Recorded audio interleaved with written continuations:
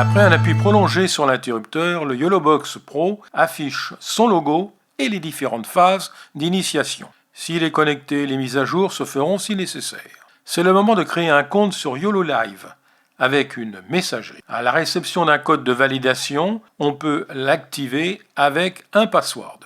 En validant le plus rouge, nous avons deux choix, Create a Live Stream ou Monitor Mode. Voyons en premier le Monitor Mode. L'écran est divisé en plusieurs parties afin d'assurer la gestion complète d'une émission.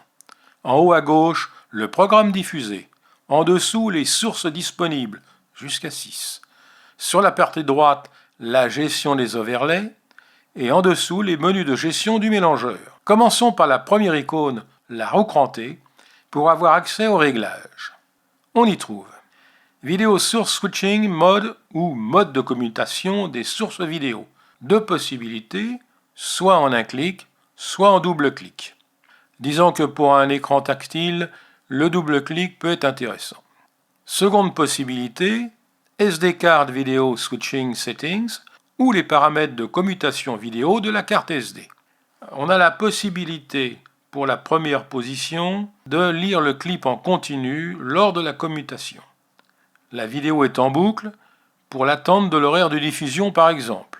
Pour la seconde, lors de la commutation, le clip se cale à la première image, intéressant pour un générique ou un sujet à diffuser. Le troisième, lui, se met en pause à la commutation, intéressant pour commenter une vidéo par chapitre. On s'arrête donc à chaque chapitre et on peut reprendre sans souci. La troisième possibilité, SD Card Management ou la gestion de la carte SD. Ensuite, Programme Out.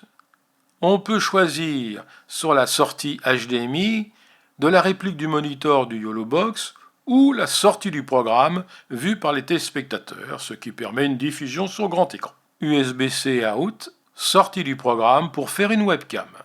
Vidéo source transition. C'est le choix de la méthode de passage d'une source à l'autre et le réglage de la durée de transition. Donc on y trouve le cut, le mix et divers volets. Encoding Setting. Les paramètres par défaut sont optimisés pour les plateformes comme YouTube avec un débit de 6 mégaoctets. Mais on peut augmenter ce paramètre. Recording Limits. Lors de l'enregistrement, il est possible de fragmenter le fichier pour éviter des problèmes d'interruption de réseau. Des tests sont à faire en fonction des conditions sur place. Storage Settings. Il est toujours intéressant d'enregistrer ces réglages, soit sur une carte SD, soit sur un périphérique USB. Cela évite de perdre du temps à reconfigurer la machine sur le terrain après chaque arrêt. Voilà, nous avons fait le tour des réglages de base. L'auto-switch, c'est un système qui permet de commuter automatiquement les sources. L'icône suivante est active pour la lecture des commentaires lors d'une diffusion sur YouTube par exemple. Une fonction pour le sport et afficher le score de deux équipes.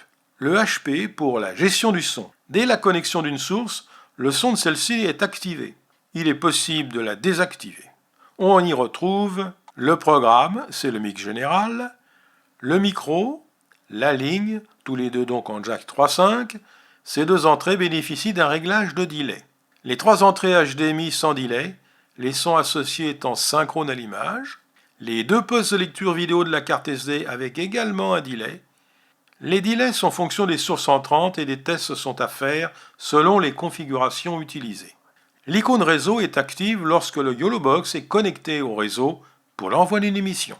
Dernière icône, l'overlay, permettant de rajouter des titres, des logos et autres éléments sur les entrées vidéo au programme.